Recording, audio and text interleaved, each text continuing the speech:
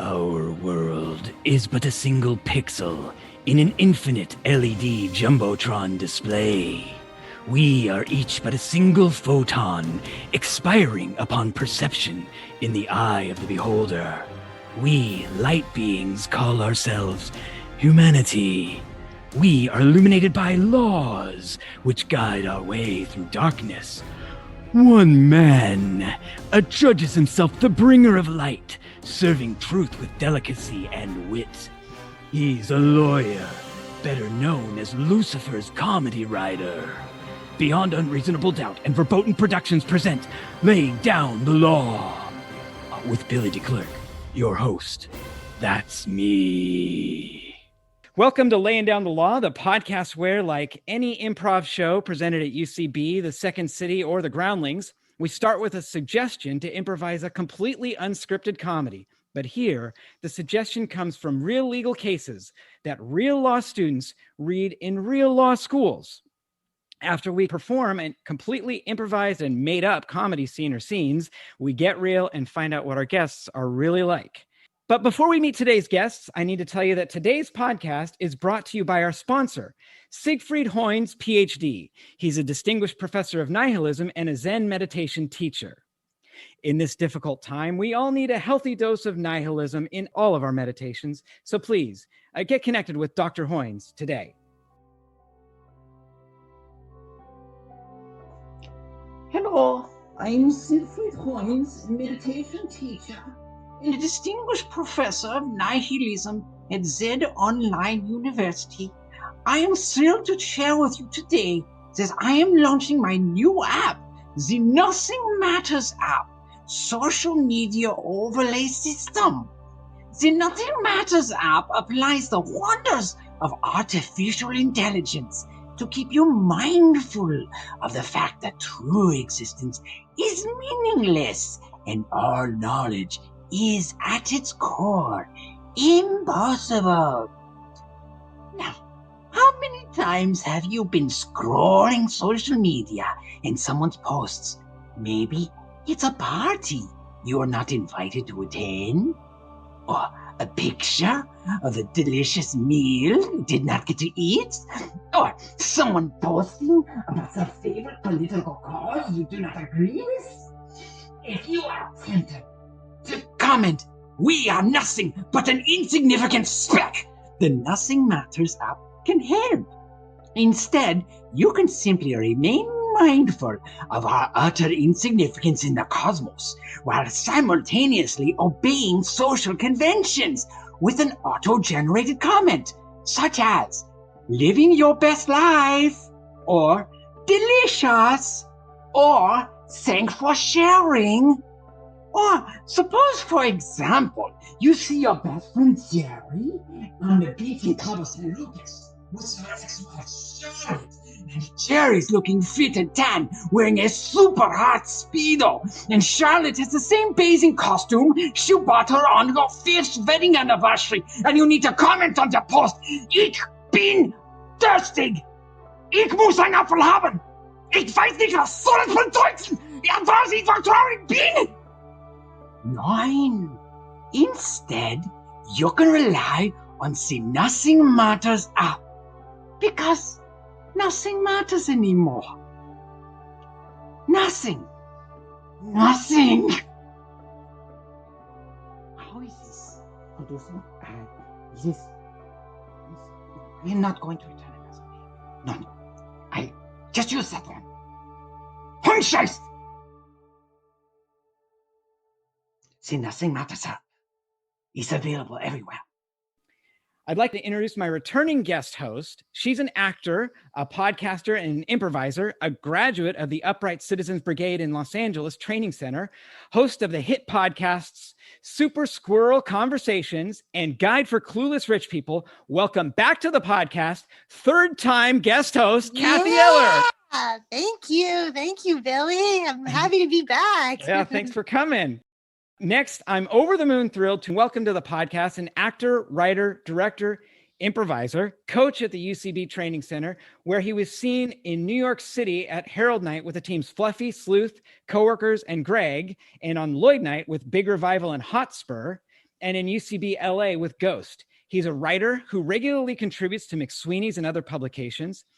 He's also a co-creator, co-star, and co-writer of the web series Quest for an Unknown Planet and the web series Magic Phone, shot in pieces 11 years apart, in which his 2014 self was able to speak with his 2003 self. In 2019, back when there was still theater, he was co-writer of Rainier Falls, an immersive theater experience where he wrote a multi-track script, developed sound design and original music. I first discovered him as a host of the brilliant deep dive podcast for improvisers, Improv Beat by Beat, which remixes conversations from top improvisers organized thematically. I'm pleased to welcome to the podcast the very talented Mr. Curtis Retherford. Hello, hello. Welcome. How's it going, Billy? Hey, Cathy. Hello. So I'm going to start out with reading a case from the first couple of months of law school. If you have questions or it doesn't make sense, or you want to say something funny, you just jump right in. Meanwhile, I'll put on my spectacles. I do warn you, Billy, I'm going to be better at this because I did watch Legally Blonde before coming here. So Good, like prep work. get prep work, right? Yeah. Objection. Exactly. Well, this is from the Court of Appeals of New York. The year is 1939. Two junk collectors, a brother and sister, were walking eastward along the Sunrise Highway, a major route connecting New York City and Long Island. There were no sidewalks, and they could not use the grass center strip because they were transporting junk in baby carriages that would have gotten mired in soft ground. Now, a 1933 statute provided that you should keep to the left of the center line, and they were not on the left, they were on the right. So that means like they were going with the cars? With the cars instead of against the cars. Oh, so They were- the cars are coming from their back. Right, the cars are coming from behind them. Oh, They were supposed to be on the other side of the The other street side, walking yeah. toward the traffic, but they're junk-filled baby carriages that couldn't go on the center line, and apparently there was a lot of traffic, so they decided to go on the other side of the road. When they say junk, do they mean like scrap metal or? What the case says is junk. I think it's probably scrap metal. It's probably It's just junk. I always wonder about this case. Like, what kind of junk do people put in baby carriages? What kind of people put junk in baby carriages? It's also a very judgmental term for the courts to throw out there. Yeah. Look at this junk you guys are. Well, and it's a brother and sister duo too, and these are particularly individuals that are very enterprising families. Yeah. Yeah. So it's Sunday night, and there was very heavy traffic heading westbound back to New York City, but very few cars going east. The two were walking eastward on the edge of the eastbound lane when they were hit from behind by defendant's Ooh. car. That's Ooh. rough. Wait, what year was this? 39. 1939. Okay, so there was a thing of Sunday drivers back then. Like they would only drive on. Oh man. Yeah, they weren't expecting to see junkers and baby carriages on the side of the road either. So, we laugh now, but Yeah. Oh I'm sure yeah, it's quite horrible. traumatic for the junk Yeah. collecting community. So the trial judge entered judgment, the plaintiff's verdict, which means that the plaintiffs won and got money. They appealed to the middle level of appeals, the appellate division. On this appeal, the defendant, who is Ellman, does not contest his negligence, but he argues that both pedestrians were contributorily negligent as a matter of law. So as a matter of law Oh. means the jury doesn't get to decide if the judge can throw it out. Wait, what? Okay, so they got a jury verdict for the junk collector, brother and sister. And he's saying that because they broke the law, you can throw it out and award them no money Oh as wow. a matter of law. So when a judge overturns a jury, they say it's as a matter of law, as opposed to the facts. So the jury is the trier of fact, the judge determines the law. And so he's saying here, it's a matter of law. Now, the appellates lean heavily upon Martin versus Herzog, which is the case we did last week. And it will drop. Yeah, it'll drop between now and when this episode goes. And kindred cases in the principle. The analogy is incomplete. The established rule. Now, I'm just going to tell you the established rule of Martin versus Herzog, which is this. If you're breaking the law, that means you're negligent per se. So you're already negligent because you're doing something that's against the law. In the case of Martin versus Herzog, it was a buggy traveling without a light. And the light was required by law. Since it didn't have the light, they broke the law. They were therefore negligent. So it's not like jaywalking. Is jaywalking the same thing? Like, Well, that's what this case explores, is whether jaywalking is the same as driving a buggy without a light. Is they're walking on the wrong side of the road. I accidentally put 2 and 2 together. You accidentally have a brilliant legal mind. It is legally blonde was the right preparation for this. It was. Yeah, so the question is whether the established rule should not be weakened either by subtle distinctions or by extension beyond its letter or spirit into a field which, by the very terms of the hypothesis, it can have no proper application. Oh boy. Yeah, that was a lot. We're going to break jargon. that sentence down. Yeah, it's a lot of jargon. Just the established rule should not be weakened by subtle distinctions or by extension beyond letter or spirit into a field where, by the very terms of the hypothesis, it can have no proper application. So because of Herzog, we know, hey, if your buggy doesn't have a light, you are negligent. That has been established. And here they're saying, like, wait, but if we apply it to this area, basically, is that a problem? Like, will that be a problem? Are we then fucking over the rest of law everywhere? Because now, whatever, people can wander to the freeways, or you can drive off the freeway into a mall and say, well, the mall was a road now. Yeah, exactly. Yeah, that's exactly the question they're asking. And so here's the time where the judges get to philosophize. Which, when you're a judge, that's what you live for. That's what you live for. At times, the indefinite and flexible standards of care of the traditional, reasonably prudent man may be, in the opinion of the legislature, an insufficient measure of the care which should be exercised to guard against a recognized danger. In other words, the law is applying the reasonable, prudent man standard to the situation. So, and because there was no sidewalk, that's why it's a problem? We haven't gotten there yet, but they're saying the legislature, when they say you got to have a light on your buggy, they're saying like, that's something that makes sense. Like, you should do that anyway. The law is what you ought to do anyway. Yeah. And you should walk against traffic anyway. Well, that's the question. Walking with or against traffic, is that the same thing as having a light on your buggy? At times, the duty is imposed by custom that no man shall use what is his to the harm of others, provides an insufficient safeguard to the preservation of the life or the limb or property of others. Then the legislature may, by statute, prescribe additional safeguards and may define duty and the standard of care in rigid terms. And when the legislature has spoken, the standard of the care required is no longer what the reasonable prudent man would do under the circumstances, but what the legislature has commanded. Oh, wow.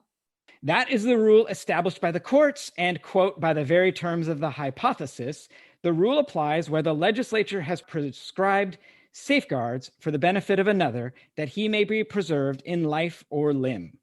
In that field, debate as to whether the safeguards so prescribed are reasonably necessary is ended by the legislative fiat.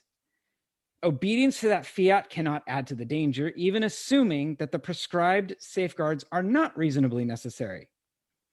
And where the legislative anticipation of dangers is realized and harm results through heedless or willful omission of the prescribed safeguard, injury flows from the wrong, and the wrongdoer is properly held responsible for the consequent damages. That's like if today, because we have signs that say cars only on highways. So if someone was walking, that they're ignoring the sign, so they're automatically will always be the one that the judgment is like, you're in the wrong. Is that like it? Well, right. And like your case in episode 2, remember there was no sign saying that there was electrical wires and you need to be careful. Yeah. So when the legislature is enacting something that protects life and limb anyway, then there's it makes sense that following the law doesn't make there be any more danger than there would be otherwise. Okay. Right. So they're saying sometimes being careful is the same thing that the law tells you to do. And sometimes to be careful, you have to break the law. Okay. This is what the point of this case is. Sometimes being careful means break the laws. You got to break the rules to follow the rules. Right. So the statute upon which the defendants rely is of a different character It does not prescribe additional safeguards, which pedestrians must provide for the preservation of the life or limb or property of others, or even themselves. Nor does it impose upon pedestrians a higher standard of care. What the statute does provide is rules of the road to be observed by pedestrians and by vehicles, so that all those who use the road may know how they and others should proceed, at least under usual circumstances. A general rule of conduct, and specifically a rule of the road, may accomplish its intended purpose under usual conditions, but when the unusual occurs, strict observance may defeat the purpose of the law and produce catastrophic results. Negligence is failure to exercise the care required by the law. Where statute defines the standards of care and safeguards required to meet a recognized danger, then, as we have said, no other measure may be applied in determining whether a person has carried out the duty of care imposed by law. Failure to observe the standard imposed by a statute is negligence as a matter of law. On the other hand, so this is just saying when the standard of care is the same as the law, then breaking the law is failing to meet the standard of care. Therefore, you're negligent, right? So I should walk on the sidewalk because that's the law. But I assume it's going, if the sidewalk leads into a crocodile-infested swamp, perhaps I don't need to follow the law in that case. Right. And if the law says, do not enter crocodile-infested swamps, then following the law is following your standard of care. Absolutely. And if you walk into that crocodile-infested swamp, despite the fact that it's against the law, and despite the fact that it's against common sense, don't try and sue the owner of the crocodile-infested swamp for your own negligence in entering it. But if you're going there to save a baby, that's good to go against the law. Well, it might be good, but it might not get you money in court. Sure. But you save a baby. But wait, but what if the crocodiles are outside of the swamp? Normally, and so to avoid the crocodiles, you have to go illegally into the swamp. Crocodile swamp. That's exactly the case we have here. Exactly what we have here. On the other hand, where a statutory general rule of conduct fixes no definite standard of care, which would under all circumstances tend to protect life, limb, or property, but merely codifies or supplements a common law rule, which has always been subject to limitations and exceptions, or where the statutory rule of conduct regulates conflicting rights and obligations in a manner calculated to promote public convenience and safety, then the statute, in the absence of clear language to the contrary, should not be construed as intended to wipe out the limitations and exceptions which judicial decisions have attached to the common law duty.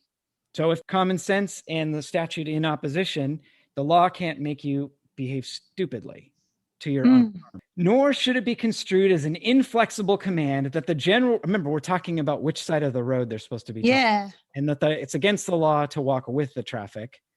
They're supposed to walk into the traffic. So you see the car coming. Commuter traffic with a junk cart. They're supposed to be on the other side of the road. So that's right.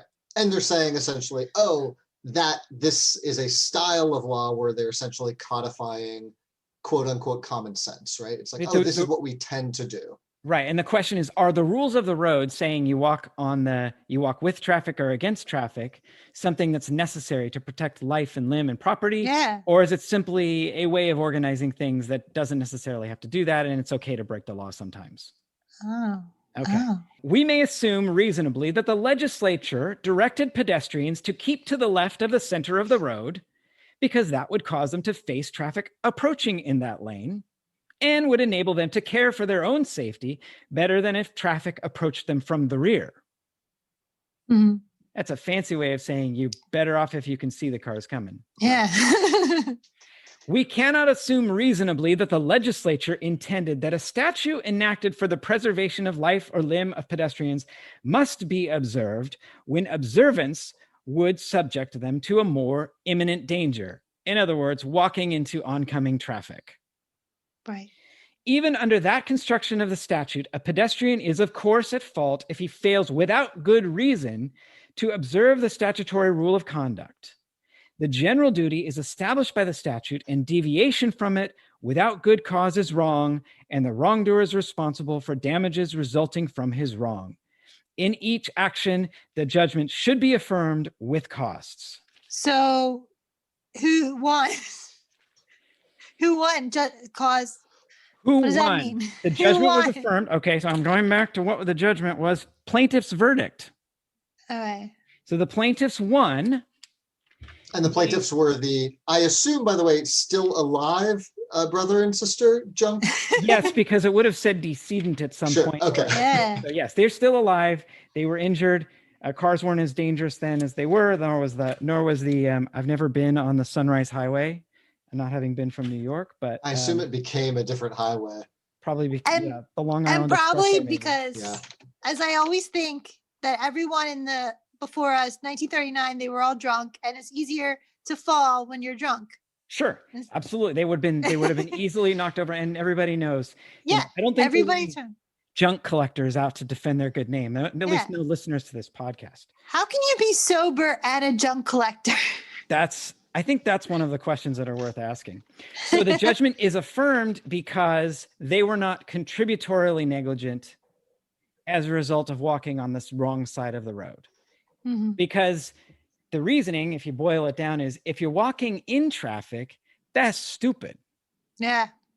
And if you're not walking in traffic, that's not so stupid.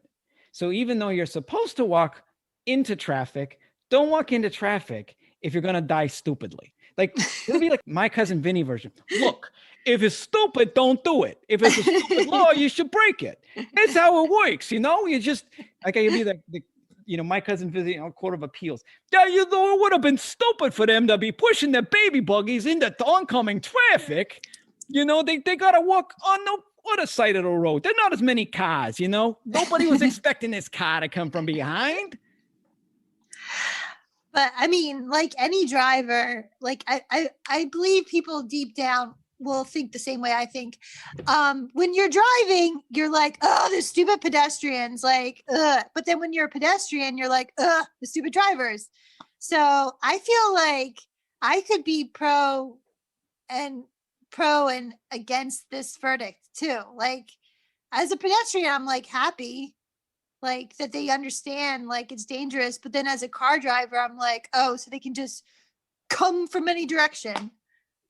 But it doesn't sound like they were like jumping out into the street, right? Like the direction they were moving probably didn't have a huge effect on how, I mean, yes, they could have seen oncoming cars, but if they had seen you coming, them pulling their junk buggies away, I wonder, probably wouldn't have happened super quickly. Do we know anything about the driver, like what they were? Because like being a brother and sister junk team seems like pretty charactery, that they're up to something. Yeah, was this like Daisy from Great Gatsby? Like what kind of yeah, exactly. Like, I feel like this was like a drunken socialite. Exactly. Well, I think in our version, that's who the driver could be. Exactly. I don't know. I mean, I still think this happens today. This is so weird that this case could actually, happen again. But I mean, we do have sidewalks pretty much everywhere. But there's places where it's like, I mean, especially in Los Angeles, where the sidewalks randomly end.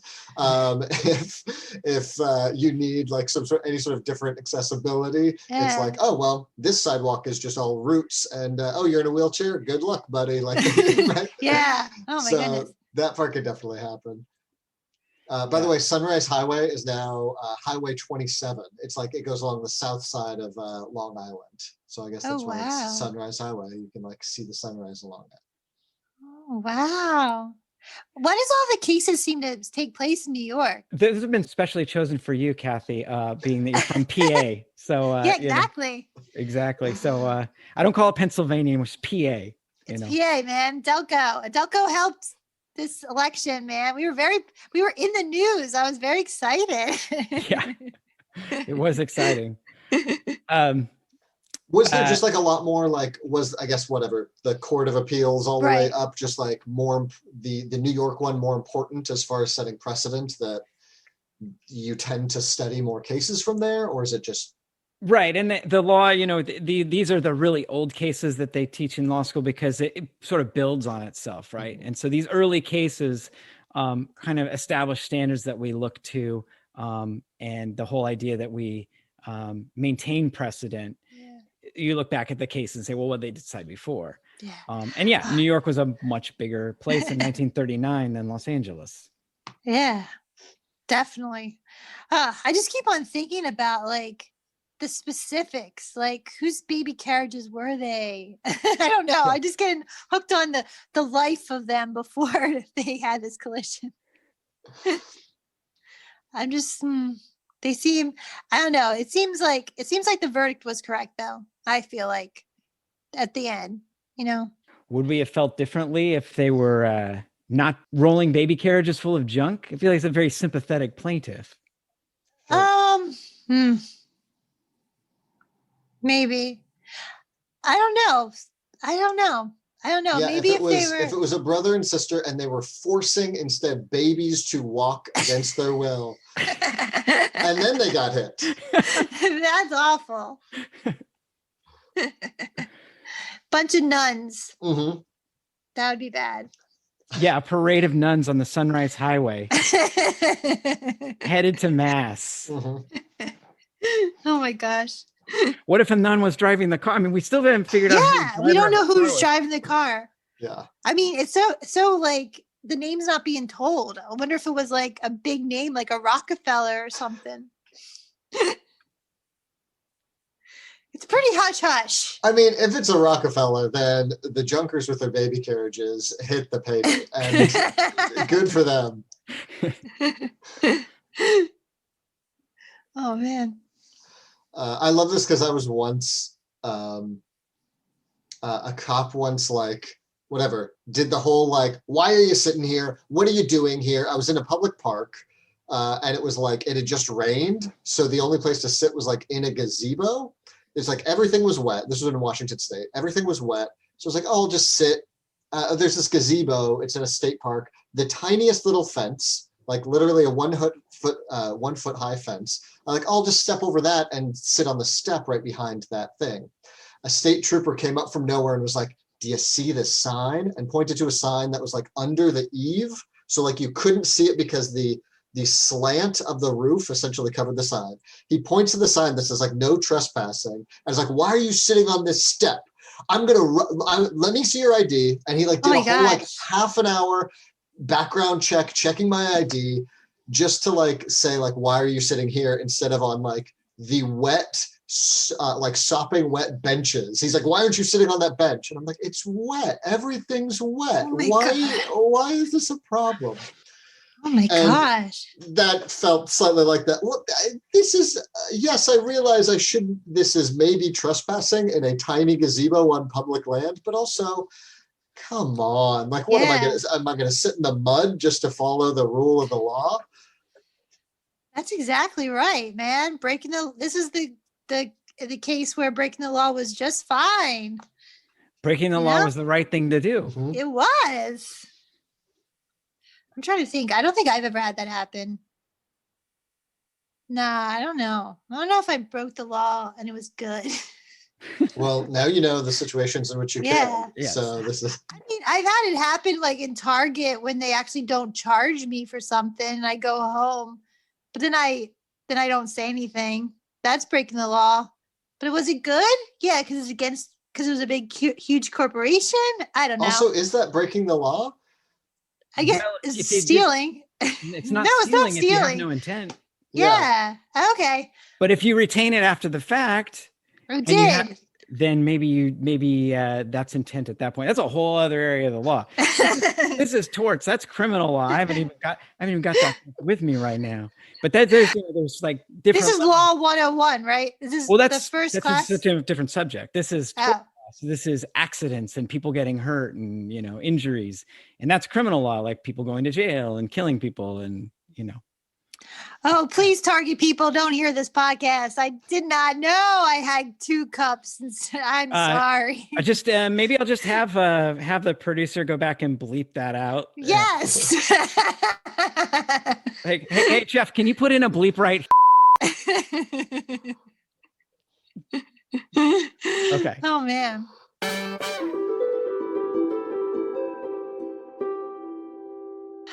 Oh man, this feels like the sidewalk will never end. Like, how long have we been walking this?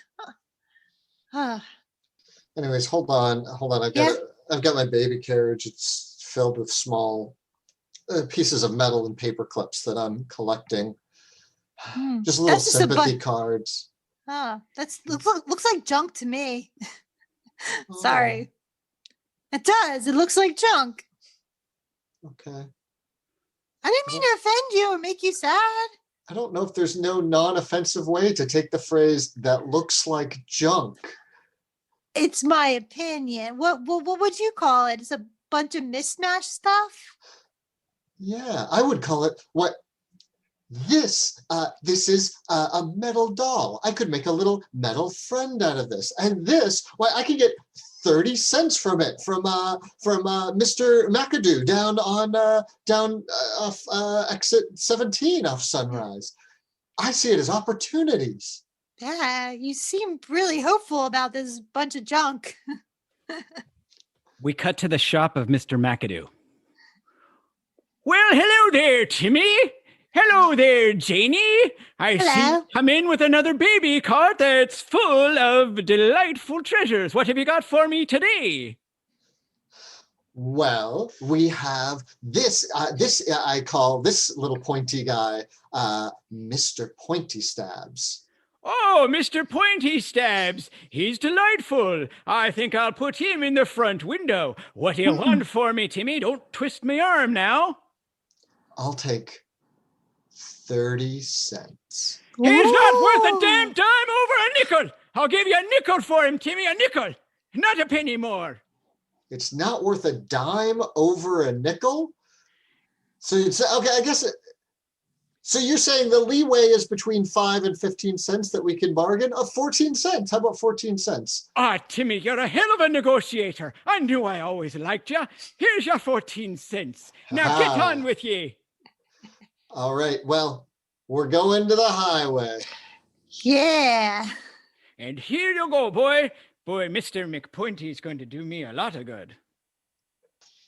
Excuse me, Mr. McAdoo. I was walking by, and I am one of the Rockefellers, the lesser-known ones. My name is Ebenezer Rockefeller, and I am in need of something both pointy and stabby. Well, I only have one thing for you. It's this McPointy, but it's been put together by a very famous artist. His name is Timothy Tim, and it's a work of art. You may see it here in my window. Excuse me. I'm Gabrielle DuPont, and I too want that lovely stick figure, and I will double whatever the Rockefellers pay for it. Your move, Ebenezer. What about me? My name is Mr. Bullion. I invented gold bullion. And I'm also looking for something both pointy and stabby by a famous artist. I will triple whatever anybody else has offered. This is too rich for the DuPonts. I'm out. I can't compete about a bullion. Well, it won't take a dime less than $1. So 91 cents? Sold! Oh, okay, 91 cents. Hold on, let me see if anybody can break a $100 bill. I can, chap. I'm here. I sell newspapers. I can break it. 1, 2, 3, 4, 5, 6. We cut to 5 minutes later. 97, 98, 99. Wait, you don't have 100 then? You've only got $99? One jeez. nickel. Oh no. 2 nickels, 3 nickels, 4 nickels. That's 20 cents. And then I got a dime. That's 30. The shop's closed. The shop's closed. Oh, I'm sorry, sir. Maybe next time. We're closed for the day. Goodbye. Okay. So, yeah, man, did you see anything else in that grocery bag? Because, like, I see 2 apples, and I'm pretty sure I only bought 1 apple. Run. What? Run. I'm looking at the receipt. It only says 1 apple, and there are 2 apples in there. Oh my God. Did they see me in that footage? They have me in that footage, in that little self-checkout footage. Oh my God. Oh, the coppers. They're going to come for me, aren't they? Yes, I believe so. You're not very helpful. Honey, look, all I know is torts, okay? I don't know criminal law, but I'm pretty sure we are now criminals, okay? Oh my God. I didn't mean it. I didn't mean for this to happen. I really was just going to Ralph's. I didn't mean for us to be put under this. Oh, we have children. I have children to think of. Oh. Hey, we have children. They're both of our children, okay? Hey, yes, I know that. They're going to have to learn to live life on the run, okay? Okay. Someone is at the door. Oh, good. Act normal. Excuse me, I'm here from Target Security, and we have footage of someone leaving with 2 apples when they only paid for 1. I'm just wondering if you're the person who might have taken 2 apples and only paid for 1 in this establishment. Hello, and you look wonderful today, may I say? Thank you. Nice little red security guard outfits. Thank Beautiful. you. I got him. Oh my God. I'm emoting a lot of blood emotionally, but it's not coming out of me physically.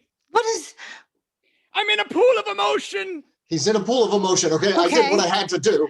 Oh my God. That was the hottest thing I've ever seen you do. I swear to God. That's like, okay, I've got the kids in the Taurus, okay? Let's just go. Yeah, Sadness, let's go. Misery, joy, Oh my God. He's leaking emotion. It's fine. Okay, okay. Oh man. Antipathy. Okay. He's just in the distance. Oh my gosh, that was such a rush. I can't believe it. Now.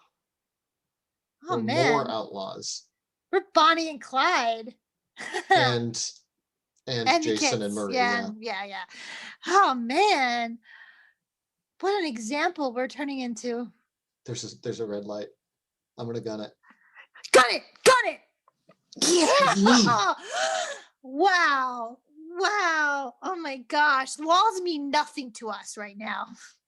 And that's how it starts. You break one law, you've broken them all. Remember to follow the laws. This has been a video from the Law Association. Remember, kids, follow laws or that will become you. By the way, we didn't mention, but that couple died. Oh no. Oh my God. I'll never steal anything or walk on a sidewalk. That's very delightful, Lila. Thank you for your attentiveness in today's Catholic Sunday School lecture. Now we are going to all walk to church, but unfortunately we're going to have to walk on the wrong side of the road, being as how there's construction on the correct side of the road. Come now, Pit-a-Pat. Come, Matthias. Come, Anton. Okay, here we go. I mean, we're just following an adult when an adult says so. In nomine Patri et Filii et Spiritus Sanctis. Amen. Hey, do you think we should be doing this? I mean, I know the nuns are adults, but this just seems so wrong. The nuns are adults, and aren't they? Don't they tell? Are they connected to God? Can they say what God? I feel like if we disagree with them, we're disagreeing with God. Okay, but I mean, these cars are so close. Ow! Oh, are you okay? Yeah, I'm fine. That, You you just popped my got shoulder in. Ow. You got a rear view mirror right in your shoulder. Oh. Oh. Yeah, they took the rear view mirror out of the middle from the windshield. They just like chucked it out. They were just chucked it at you. Oh. That's awful. Children, stay to the side of the road. Stay to the side of the road. Yes, sister, we are. Pluribus unum. What? Santo, santo. Santo, santo, mucho santo. Okay. Okay. Man, Latin. But anyway, I mean, it's like she has like the word of God, like right directly to her. Like, don't you think she would have like asked for a bus or something to keep us safe? Or a Sunday school closer to the church? Yeah. I mean, they have that big old cafeteria. Ugh. Can't they just put us in there? Oh, that was a baby seat. They threw a baby seat out. Oh. You are just getting it all today. I'm really, yeah. Oh, wait, hold on. You have on your back, throw something at me. Here. Oh, okay. Well, they did a prank. Okay. I'm sorry that they all prank you in Sunday school. It's the nuns mostly. Yeah. They can be real B words. Yeah. Anyways, ow! Okay, now I'm just getting hit normally by cars. At verbum Dei, children, please avoid the alligator pit to the right. Okay. Why is she directing us? We're almost to Saint Socrates. Okay, that alligator's looking right at me. Yeah. He's not in the pit though. No. He's just children, walking. follow the rules and stay to the left of the alligator pit. I know we're breaking the other rule. Right. There's just a lot of layers. Feels like the alligator pit. My God. There's just layers of rules right now. So we have to follow the nuns' rules, which are contra to the United States traffic rules. And also there's an alligator and it says no going into the alligator pit, but the alligator's outside. The alligator has a nun's habit on, so I think maybe we should follow what the alligator wants too. And don't forget about God's rules. We have to. I think we should just stop thinking and just go with it. I'm tired. There's too much stuff to think about. The alligator charges out of the pit. Roar! Take the small child. Oh no. Oh no, the nuns are gonna blame me for this. Oh wait, no. Oh, she had a sign on her back. Eat me. Okay, that explains it. Well, I'm the only kid left out of the 30 who left Sunday school. Are we all, sister, I forget your name. I'm sorry, Sister Julia? I was trying to think. Sister Saint Sulpice. You're a saint? Sister Saint Sulpice. Saint Sulpice? Is Sulpice? Is that Latin or Sulpice? You're seen through me, children. You know, I was selling your sticky figure down there at the shop, and I need you to make more. Come in the back of my workroom right now, and I want you to get to work.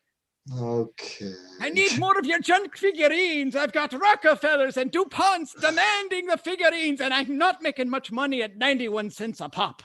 Yes, sir. That was fun. Well, it's me. You may know me. I won the suit while pushing my junk carriage along the street. And you know what that means? I can walk anywhere I want now. Oh, but this is a museum, and you have to stand in line before you walk in. I'm sorry, you can't just walk into this museum. You just passed about 50 people. Oh, I passed about 50 people? So you're saying I should go in the lane where there were more people, where I could possibly get hit? The government said I should go in the lane where there's not more people, because that's common sense. So guess what? Show me your dinosaurs, because I'm here. I'm just an intern, and your mind math is really, but it's just human common sense to wait in line, sir. It's only 50 people. Oh, excuse me, sir. I've just come to escort you to the torts department. You're in paleontology. Oh, I'm sorry. Yes, I came to the Museum of Torts. To the Museum of Torts. To There you the go, torts sir. wing. All right. Wow, these exhibits are confusing. Okay, so wait, this is a caveman, and he's been hit by a boulder.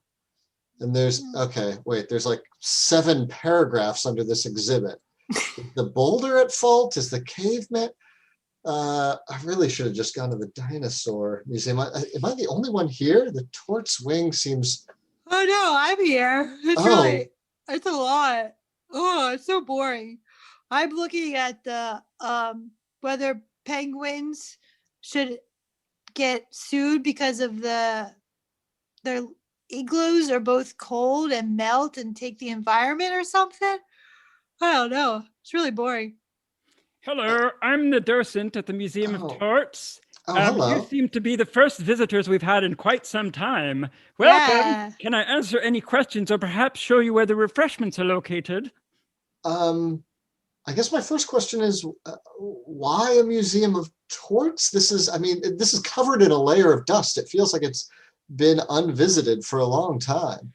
Well, it all started when Tom Girardi ran out of money, things to spend money on, and needed a new idea. So that's why it's the Tom Girardi Museum of Torts. I love Real Housewives. That's not boring. Isn't that the Real Housewife guy? We don't talk about any wives. We only talk about torts.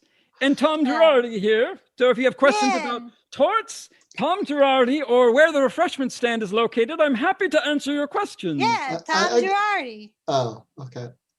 Yeah, I guess, who's Tom Girardi? Well, Tom Girardi is the founder of this museum. He's an Aaron Brockovich dude, right? He's a lawyer.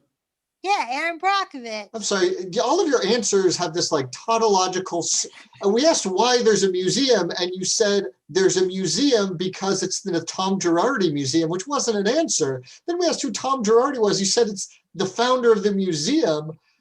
You're the docent. Do you have any more information? You know what? How about this? I'll take where's the refreshment thing? I'm so glad you asked. It's inside the Museum of Torts. Okay, well we are in. Oh my God. Do we have to like solve a problem to even get a soda? I mean, it's not really about solving the problems. It's the fact, reasoning, and holding that matter. Okay, I believe that the party injured should get compensated no matter what. The end. Can I have a soda? I feel like no matter what isn't in the spirit of torts and tort laws. He's just staring at me. Yeah, he is staring intently. Oh, wait. Oh, here's the refreshment. Oh, hold on. I got one. Oh, I got a lemonade. Oh, jeez. Ow, I slipped and my hip. Oh, I saw that. There was like an ice cube on the floor. Oh, man. Ow. I think I broke my hip in the Museum of Torts. Who's at fault here? Oh my gosh, there must be something on some of these plaques about it. Oh my gosh. I feel like the museum's at fault. But then whoever gave you the drink might be at fault. Oh my God. I gave myself the drink. It's a self-serve station. Oh. Am I the plaintiff and the defendant? I'm Tom Girardi, and welcome to my museum, the Museum of Torts. If you've been injured in an accident in the Museum of Torts, you could be entitled to compensation. Look, he's in the exhibit behind Torts. Yeah. And you should be helped today. If you've slipped in a glass of lemonade, you may be entitled to generous compensation. Call my offices today. The offices of Tom Girardi. I can be found inside the Museum of Torts. So when he says call his office, he probably just means literally yell, "Hey, Tom Girardi's offices! Tom! Do you want to come out from behind the glass? Come out from the exhibit and..." Yeah, you ain't the Wizard of Oz. Come on, show yourself. Hi, I'm Tom Girardi. You've been injured in an accident inside the Museum of Torts. He's just you may be repeating. entitled to generous compensation. It's just a Call my hologram. offices today inside the Museum of Torts. If you've slipped in a glass of lemonade or on a piece of ice, you could be entitled to generous compensation. Call my offices today, found inside the Museum of Torts. Why didn't I visit the dinosaurs? Meanwhile, in the dinosaur museum.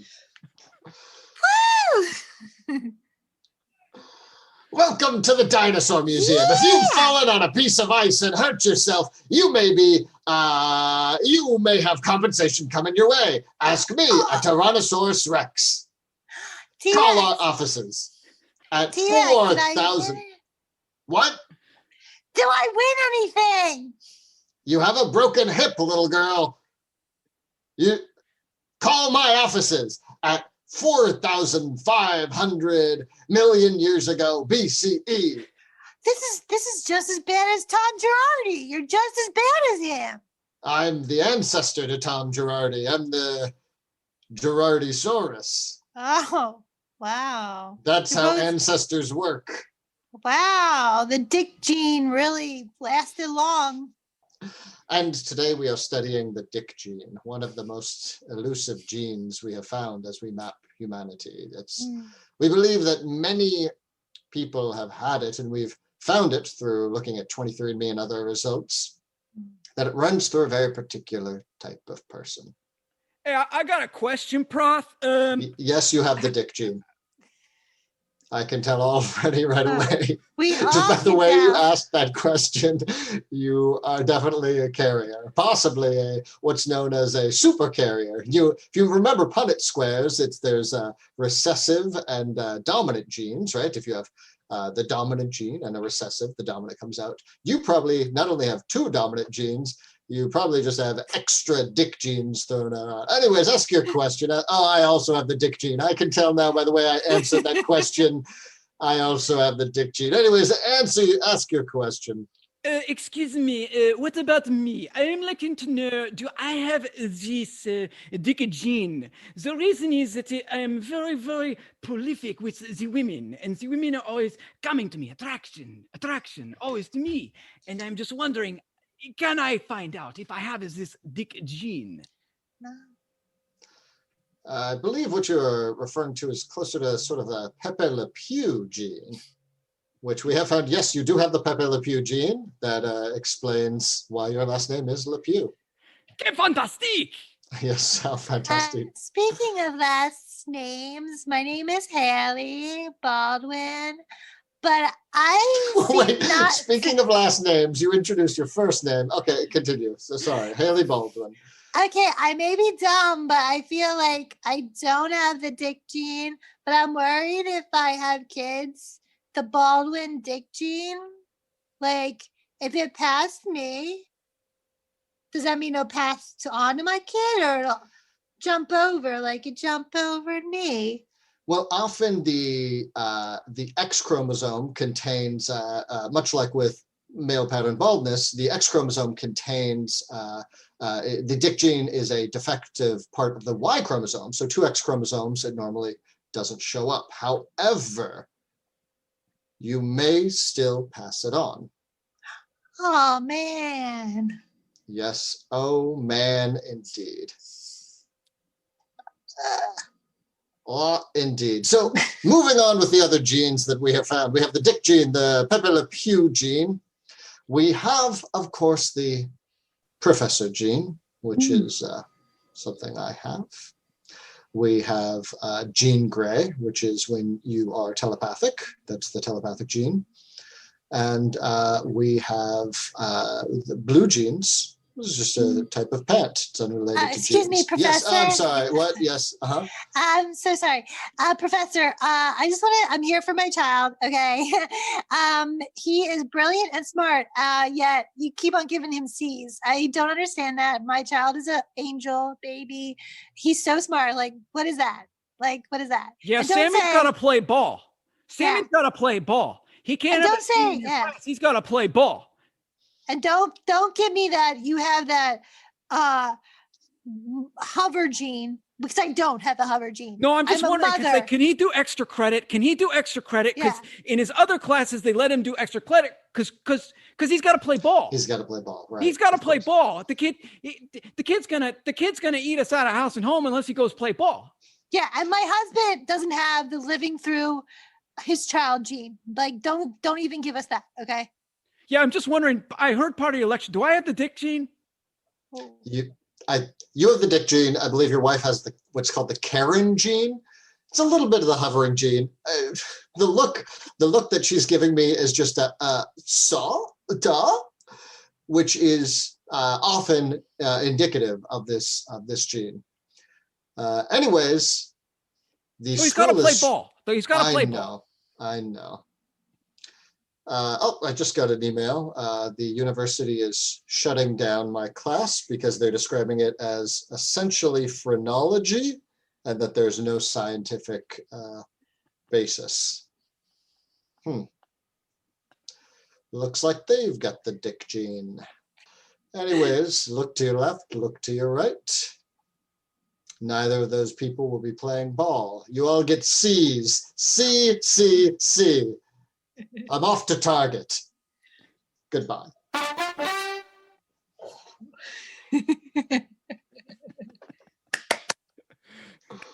That was fun. That was good.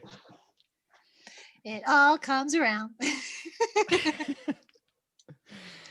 Oh, man.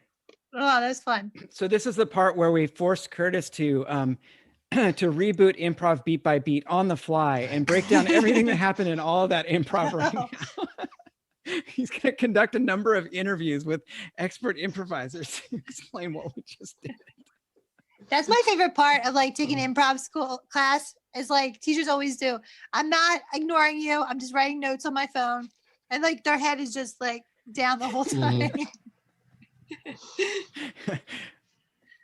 Welcome to Improv Beat by Beat. I'm Curtis Retherford. Today's episode is about this current episode that you just listened to.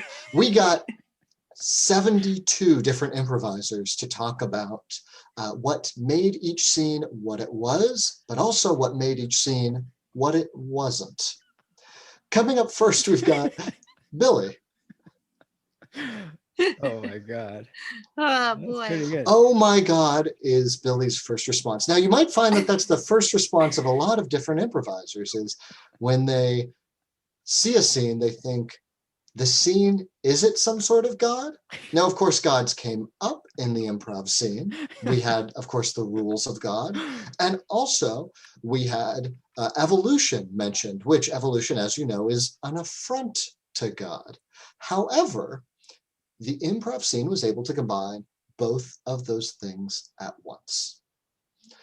Now, next up, to talk about her choice of characters, we have Cathy. So, Cathy, when you were picking the characters, how many of them had long hair? How many of them had short hair? Oh, they all had long hair. All of them. Long, blonde, luxury hair. Perfect. That was a great question by me. I'm so glad that I asked. So my next question is like, what would you say when you embody a character, right? Would you say that that character is also an improviser? Because you are playing to the top. No, but you're playing to the top of your intelligence and you're an improviser. Oh man, I just got stumped real hard. I never even thought of that. And getting stumped is part of improv. Sometimes when you are improvising, when you're an improviser, you get stumped. That's part of don't think. Don't think, because if you think, you will get stuck in an endless loop, a paradox, if you will. The same way that they defeated a computer in an episode of Star Trek, and to a lesser degree, the same way they defeated the Borg, or possibly we're going to commit a genocide against the Borg in an episode of Star Trek Next Generation, featuring the Borg Hugh. Once again, this episode of not Star Trek Beat by Beat. I forgot this is not my other podcast, Star Trek Beat by Beat. Next up, we have, once again, Billy. Now, Billy, while you're introducing this, you mentioned the difference, that there's a difference between tort law and criminal law. Now, I guess my question is, why is there a difference? Why isn't there just one law? Yeah. That's an interesting question. I never learned that. And so there's real estate law. There's real estate law. Why isn't it just one law? You never took meta law, where they ask about the laws above the laws? Well, I guess you get into that's really moral philosophy. And whether you can trace something to an absolute law and the philosophy of law. And really what they train you to do in law school is mostly file lawsuits. Interesting. They don't really teach you why. So it's much more of like a Dickensian, we are teaching you how to do this action with no meaning behind it. It is sort of a almost like a cargo cult, what was it, John Frum style. We are doing this action because our lawyer predecessors have done this, and we go through the ritual without knowing what was behind the first lawsuit. What happens is if you have a reason before you go to law school, it's stripped out of you in about 2 weeks. And that reason is replaced with, I believe, debt. Debt? Oh my God. And craven lack of concern for people around you. Interesting. Oh man. By the way, the target audience of this podcast is first-year law students. Thank you for listening to this episode of Improv Beat by Beat. Ba, ba, ba, ba, ba, ba, ba, ba, ba, ba. Thank you to my 72 guests, whose names I will read right now. We had we had Billy, we had Cathy, we had Mr. Girardi, we had Dolly Baldwin, Sally Baldwin. We had other Baldwins other than the one who was actually a character that you may not remember. We had, of course, Mr. McKee. We had the DuPonts. We had Mr. Bouillon. We had, I believe, 1 or 2 of the Rockefellers. We had several nuns. We had a crocodile. We had a bunch of little scamp kids. We had the Target employee who is currently still dying in a pool of his own emotions. We had the family. We had their kids, Jack and Marie, I believe. And we had 30 more characters, all of whom were named Character A or Character B. Thank you so much. Remember to donate to my Patreon. And what's the Patreon? The Patreon is patreon.com/give-me-money. One word, give me money. Well, actually, I will take you to the shameless self-promotion part, but first I actually want to ask you real questions. All right. As comedians, improvisers, we are really good at being funny sometimes, but less so about laying down the pretense and being real. So I'm going to ask you guys a couple of questions. I'm going to start with Cathy. Yeah. All right. What are you proudest of in your life? I think I'm proudest of the fact that I'm nice. I really am proud of that. I'm proud of that I'm an honest, nice person. And it was really, really tough. Everyone has a crappy childhood sometimes. And I'm just really happy that past me was just kind and nice. So future me is kind and nice. And so if I can get through all the terrible stuff, beforehand and come out of it and just be oh, if you're just a nice, kind person, that's something to be proud of. That's me. That's cool.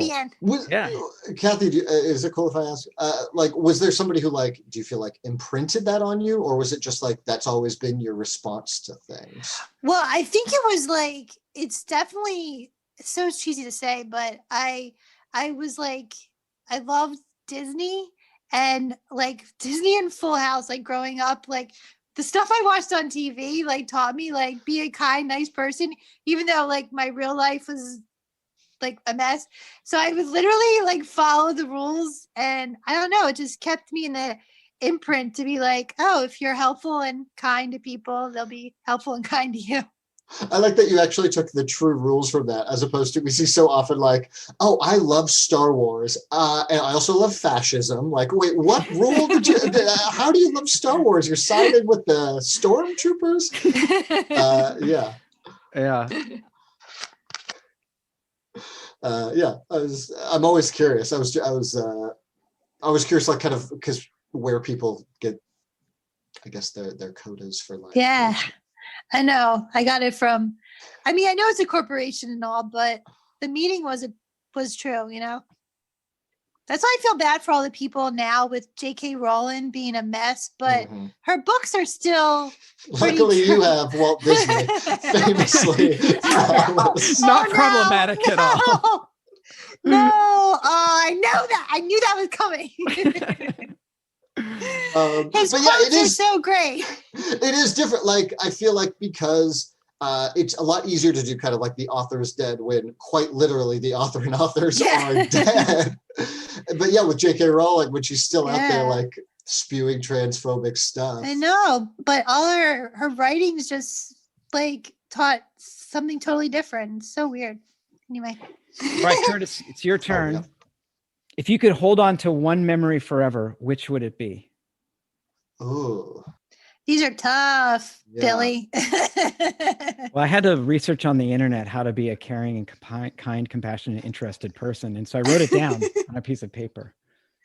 Here's one memory that I have is,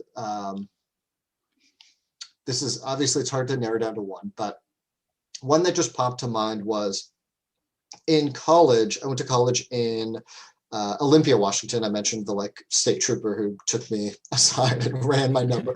That was at Olympia, Washington. Actually, in the same park where in Borat 2, when there's like a pro-gun anti-COVID riot. I don't know if you guys have seen the movie, but there's a big demonstration that takes place in Olympia. It's in that park. Anyway. In college, I went to go visit some family friends that lived in Bend, Oregon. And to get down there, I would like take the train down to Salem, where our family friend, who was like a state trooper, would work. And then he would drive from there, pick me up, and then drive me to his place in Bend. And so that way it's like, oh, if I had a week off, because my family was in Germany at the time, it's like, oh, I could spend the time there, you know, that sort of thing. And one of the memories I have was like him driving me back to Salem to catch the train. And it was one of those, just like, it was late at night or early in the morning. I'm going to say like 5 a.m., 4 a.m., something like that. And we were just kind of coming over a hill, and the sun was kind of coming up, and he was listening to the radio. And I don't really know how to say his name, but Israel Kamakawiele, I think, the Hawaiian singer and musician, his like Over the Rainbow came on, and What a Wonderful World. And I'd never heard it before. Like this was like 2002, 2001 or something like that. And just kind of like listening to that song, driving like through Oregon and just seeing the sunrise and over the trees was just one of those, like, it just kind of hit me. Just like, oh yeah, this is amazing. Yeah. That's kind of what it's all about at some level, like these moments that we get that are just kind of transcendent. Yeah. There's a Harlan, there's a Harlan Ellison short story where it's like you have the ability to find what your most important memory is or something like that. And it becomes very loaded because this one guy finds out what it is. And it's basically like, oh, the greatest moment in your life that ever will be and ever was when he was like in 4th grade and he caught a ball in a like a little league game. And it was just kind of like this realization of like, oh, that's the best I will ever have. And also, well, that's the best I will ever have. Wow. That's great. That's right. Do you remember what was the title of the story? I don't. Yeah, I don't. Okay. Well, maybe I'll research it and put it in the show notes for the super fans. We have one super fan in Russia. So, wow. Yeah. That's awesome. Yeah. Hello. Hello, Russia. Okay. What's the most important lesson you've learned in your life? That's easy. It's just be you. And even when it was fading a little bit, that like just be just be who you are. When I got improv, like it kind of brought it back in my head, because when you're just you, like, and not trying to come up with a huge convoluted whatever, the comedy flows better. And it's like in any situation, it's kind of like, it's always, and I always hear that, like, you know, when you first meet people, you're a little standoffish, and then like they go, oh my gosh, like weeks later, like, Cathy, you're so fun. I'm like, oh, because I'm just being me, you know? So just be you. Just be you, people. Curtis, what's a most important lesson you've learned? Probably that you this is going to sound obvious, but you get better by working at things. I know that seems very obvious, but especially like, I think a lot of us were raised with this idea of like, oh, you're good at things or you're not good at things. You're smart or you're not. You are a musician or you're not. I just could never be a musician. I don't have the talent. Oh, I can't do X, Y, or Z. I just don't have it. And kind of realizing that like, oh, their talent does have can like sway the needle a little bit in terms of your ability at something, obviously, but that it is not the overwhelming part. Like, I'm also like an artist, like I draw and I used to like paint and do kind of like brush and ink and that sort of stuff. And people are always like, oh, I'm so jealous. I wish I could draw. And it's kind of like saying, I wish I could do a puzzle, but you know, like I can't just put the pieces together. Like, it's like, well, I spent the time to do this. That's why there's a completed puzzle. That's why I know how to draw. That like I spent a lot of time and did it, and then I got better. And I don't think I'm actually not very talented at it, but I got pretty good at it. I think maybe talent would have helped me at the beginning and can kind of help you at the end to push you. You know, if you're trying to be whatever, the greatest, or, you know, one of the top 1% rather than in the top 10% of artists. But yeah, that just our brains are very, very malleable, and we are able to learn a lot more than we kind of assume that we are. Yeah, my wife's a neuroscientist, and she says it's the Hebbian notion, the neurons that fire together wire together. The Hebbian notion? Hebbian notion, named after a scientist named. Okay, I like that. Hebs. Sure. But yeah, that if you and basically that you can train your brain to do just about anything. Yeah. So. Except exercise. Like, I've tried that off and on. I've tried to train my brain to be like, you love exercising, and it goes, nope, every time. But I think that's slightly. I guess that's slightly different, right? You're like learning, can I learn to love something? Well, I mean, I guess, you know, that's a bit more loaded, but you could learn to like become better at X, Y, or Z exercise. Like in the past couple of years, I've gotten very into like rock climbing, and it was like, oh, I'm not great at this at first, but it's nice to see everybody else go through the same learning curve, essentially. Like some people can pick it up very quickly, especially like, yeah, they're just some people who are just like built for it in a way that their brains will just like, oh, I know how to shift my body, but that everybody still has to travel through the same, working their way up through these particular types of problems. No, so you might not be able to just say like, I will always exercise. Or sometimes it's like, maybe it just takes more. Like, oh, I tried to draw 3 times and I didn't become an artist. I guess I can't draw, right? Well, the other thing too on exercising and habit formation, my very smart wife says that you, if you choose exercise that you enjoy, whatever it is that you enjoy doing, and you make it a habit, that you can develop the habit over time. And it's not 21 days either. It depends on what you're learning, but so just making it a habit. Life tips. Life tips on laying down the law. We're learning so much.